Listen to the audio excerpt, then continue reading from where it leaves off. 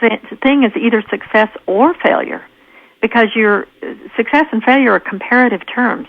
And if you're following your own path, who are you comparing yourself to? Nobody. So you can't succeed, you can't fail, you just live an amazing life. We have such a preoccupation with being successful and what that means and the criteria, which is so deadening and narrowed for what success really is. Think of the people that have had 70, 80 years of working on something.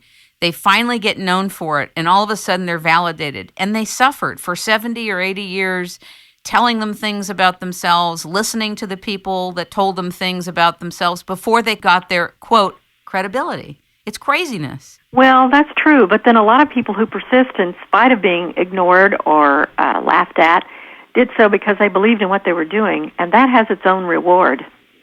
So even those people who never, in the end, get recognized, whom we never hear of, sometimes they're, especially artists, sometimes they have loved being in their art so much that, truth to tell, they've had happier lives than people who are so-called successes.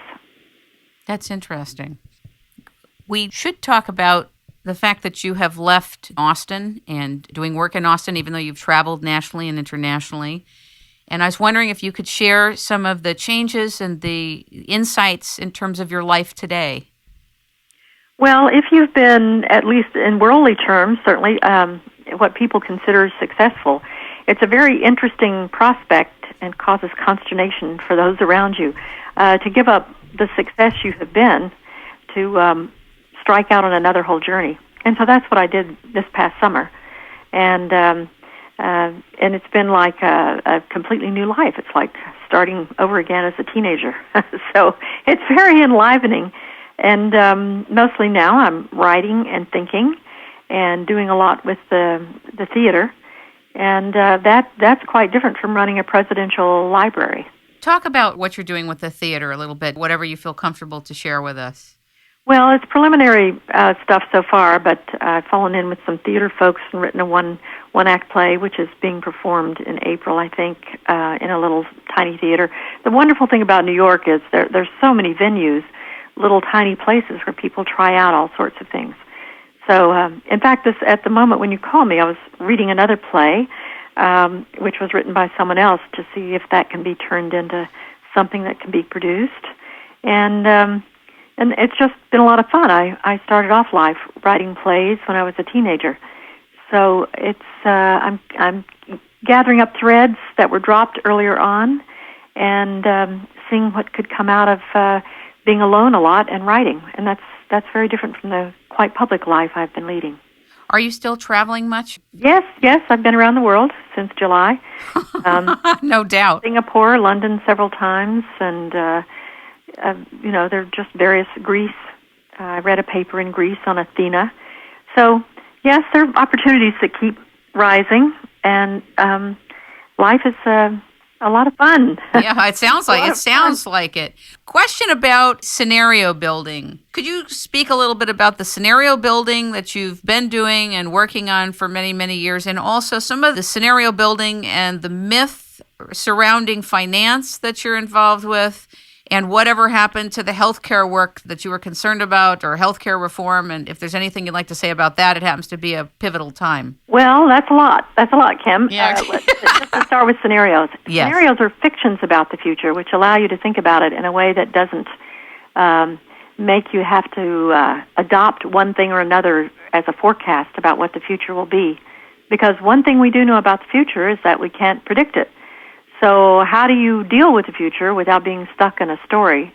You have several stories. So a lot of what I do with corporations and groups like the Center for Disease Control or the World Business Council for Sustainable Development is to come up with alternate stories about the future. I just finished writing one for the post-global financial crisis world with a group from the James Martin Institute at Oxford University in England.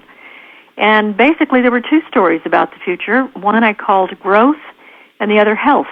In the growth story, this is in cartoon form, you understand, because there are a lot of charts and graphs and things like that. But the growth story is basically we continue along the way we're doing with a few with a few minor adjustments, and hope for the best. And the health story is a different world of finance in which we incorporate values such as global environmental values, carbon structures, that kind of thing, into our financial system. And that's a new way of thinking. So when people talk about these stories, they go over each of the stories in turn and contemplate what life would be like under each of those domains. So that's basically what I've been doing lately, one of the things I've done since coming to New York, and it's been a lot of fun. How do you not get trapped in the politics of the times? Well, we're all, to some extent, trapped in our own times, and certainly I pay attention to it. But again, if you're used to dealing in stories, you recognize how much of politics, how much of what we hear as politics, how much of that is really a story. And we can tell better stories about who we are and what's possible. So listening to these stories, I think of different and better stories, and sometimes meet people I can tell these stories to, and sometimes they're policymakers, sometimes not. But all of us have our hand in creating the global story, and that's really the important story going on these days. In terms of the U.S. at this point in the conversation, do you have any concerns about our liberty and our constitutional framework and what the founders intended for us versus, for example, what's unfolding in the change of laws and executive orders, et cetera, et cetera? And I really ask that as a generic question because it really wouldn't matter what president was in or what side of the political realm. Well, anyone who's run an institution, as I have, knows how really fragile they are, even if they look strong from the outside. I think that our founders knew the Constitution would always be a living document and somewhat vulnerable.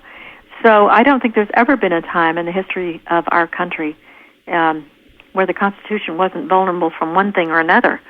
And it's a remarkable document, but it's reinterpreted for every generation. And given the new media, we hardly even know how to deal with the future. That is, our liberties have in the past been upheld in part by news media and others telling us what's going on. Well, now there's such a blooming, buzzing confusion of people telling us what's going on, and such a sea change in the business model for media that it's hard for people in one country to agree on a story of what reality is, much less a story of where they would like to take their country. So I think the multiplicity of stories is both an opportunity and a problem these days, and that the Constitution is, as always, both vulnerable and strong.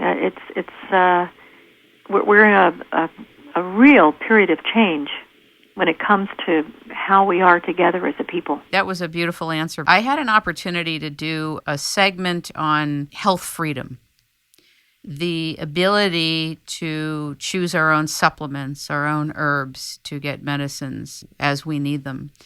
And in that segment, I had the opportunity to understand further that even if you have health care opportunity at this time, there's no architecture of conversation or thought or foundational platform yet for individuals to be able to get supplements, herbs, other remedies and ways that people have been healed and prevented from being ill.